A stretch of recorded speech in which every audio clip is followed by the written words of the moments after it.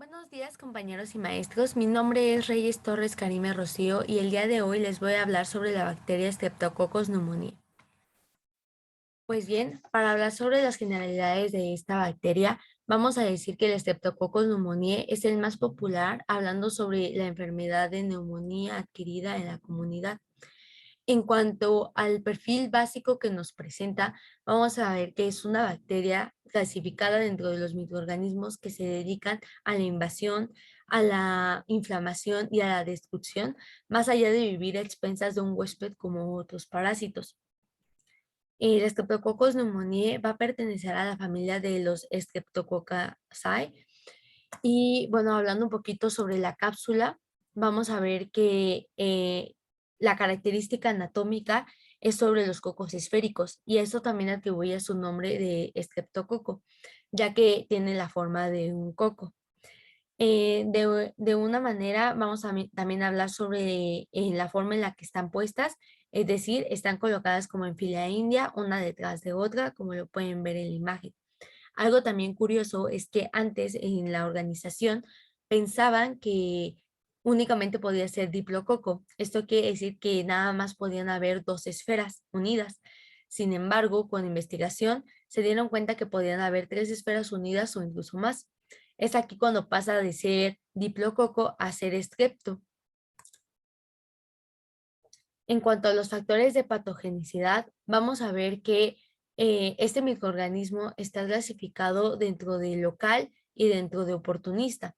Esto quiere decir que nosotros podemos estar conviviendo con él en perfecta armonía, puede estar y no nos hace daño ni nosotros a él. Sin embargo, si nosotros le damos los factores de riesgo necesarios para favorecer la colonización y la multiplicación de este microorganismo, sí podemos potenciarlo a que sea una infección para nosotros. Esto tiene que ver con el sistema inmune y por eso se van a ver afectadas las personas inmunocomprometidas, como pueden ser los fumadores, las personas diabéticas, las personas de la tercera edad o incluso niños que hayan padecido enfermedades o que padezcan enfermedades graves como lo puede ser la leucemia. Hablando del tipo, vamos a ver que es de gram positiva. Esto quiere decir que al ser gram positiva, el microbiólogo danés Christian, al mezclar los ingredientes de secreciones potencialmente infectadas, se dio cuenta que las gram negativas se pintarían de rojo, mientras que las gram positivas se pintarían de púrpura. Es por esto que el Streptococcus pneumoniae se pinta de púrpura. En cuanto a la forma de esporas, vamos a ver que no forma esporas, ya que no se mete en una envoltura a la hora de salir del medio externo. ¿Esto qué quiere decir? Esta bacteria puede salir por incluso por estornudos o por tos y sin embargo no va a cambiar su configuración anatómica. Esto le da resistencia y tiene que ver en relación con la temperatura, ya que, por ejemplo, hay bacterias que tienen la misma temperatura que uno tiene en el cuerpo humano. Entonces, al salir de nuestro cuerpo, automáticamente no sobreviven y mueren.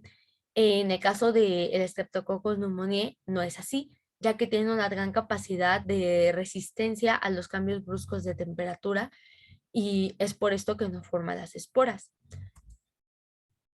Bueno, en cuanto a la transmisión, vamos a ver que es por la vía respiratoria y quiere decir que las secreciones infectadas por la nariz, por el oído y por la faringe son la principal causa de transmisión de una persona a otra.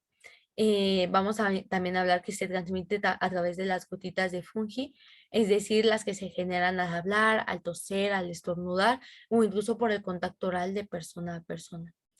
En cuanto al diagnóstico, vamos a ver que al cuantificar los neutrófilos y las células epiteliales en un resultado positivo se presenta una relación de 25 por cada 10 células epiteliales. Es decir, cada 10 células epiteliales tiene que haber 25 neutrófilos para poder dar un resultado positivo a Streptococcus pneumoniae. En cuanto al tratamiento, vamos a ver que normalmente se receta penicilina, ya que es muy funcional tanto en casos leves como en casos graves. Sin embargo, hay otros antibióticos, otras medicinas con las que se trata de combatir esta bacteria.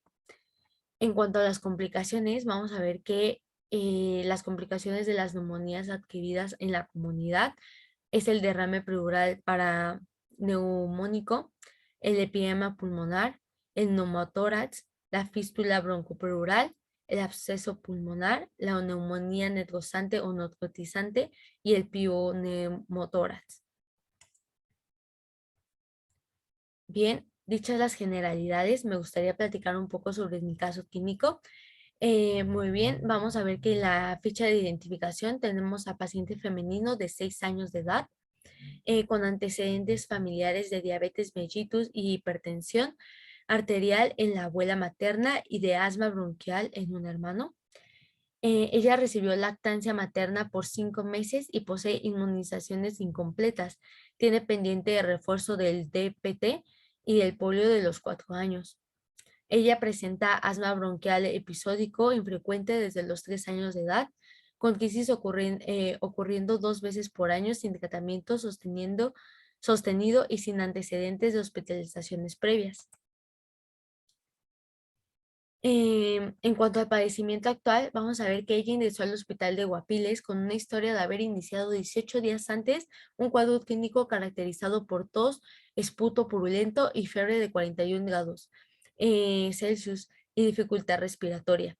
En la clínica periférico, su padecimiento fue catalogado como una infección de vías respiratorias superiores no especificada, por lo cual recibió tratamiento con una dosis intramuscular de penicilina pentánica por persistencia de la tos, de la fiebre y resultó 6 días luego donde recibió por segunda vez la penicilina bansantínica intramuscular y esta vez nebulizaciones con salbutamol.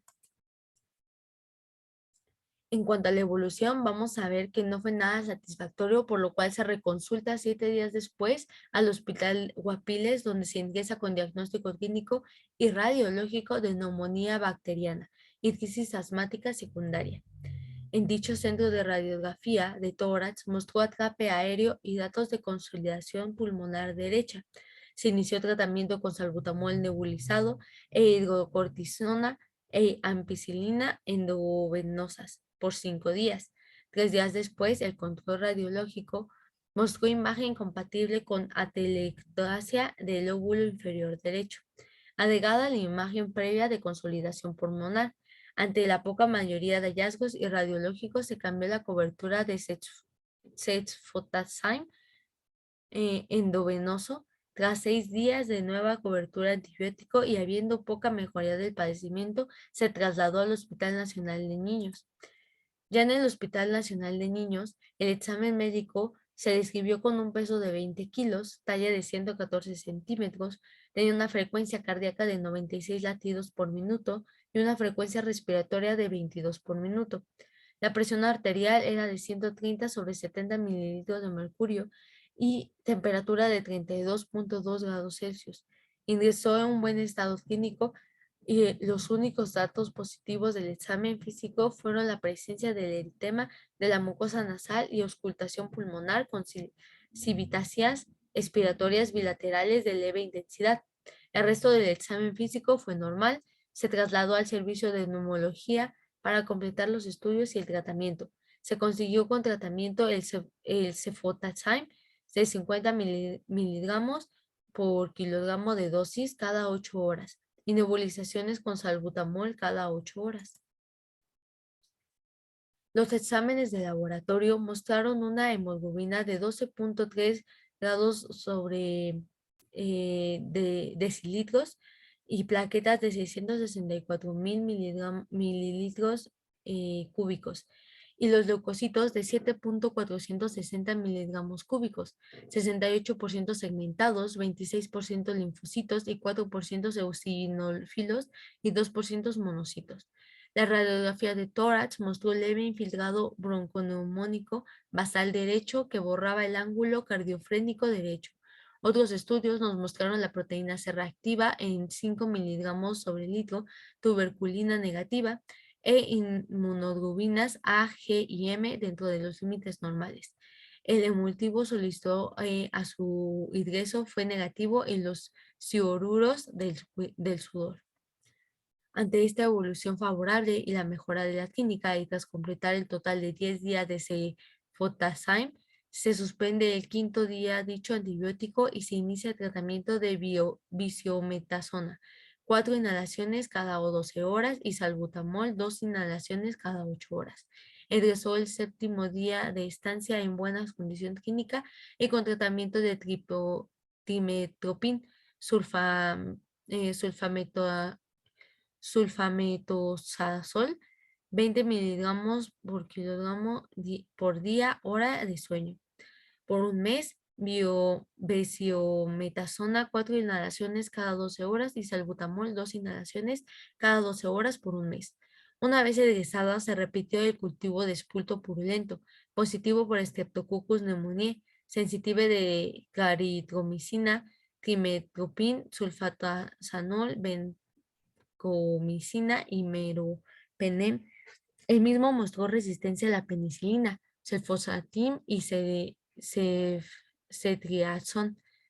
Ante dicho resultado, se valora a la paciente 7 días después. En ese momento, la niña cursa totalmente asintomática. Se realizan hemograma, proteína C reactiva y radiografía de tórax, los cuales fueron normales. Se tomaron cultivos nasofaringeos del padre y a los 2 hermanos, los cuales fueron negativos por las bacterias.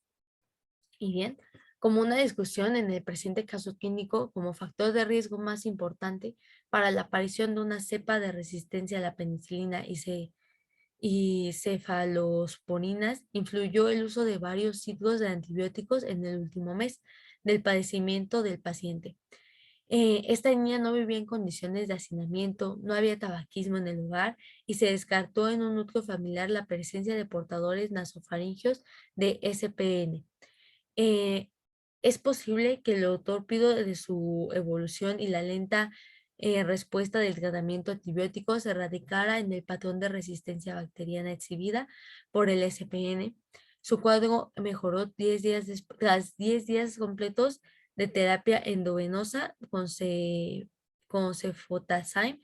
Si bien es cierto que el in vitro se documentó en resistencia a ese medicamento, el haber recibido in vivo 10 días al mismo fue más tratamiento enviado a su egreso durante un mes con tritropin, sulfametazol y contribuyeron a la cura al final de la paciente. Aquí les dejo las referencias por si quieren checarlas y me quedo a sus órdenes para saber si tienen dudas y contesto en los comentarios. Gracias por su atención.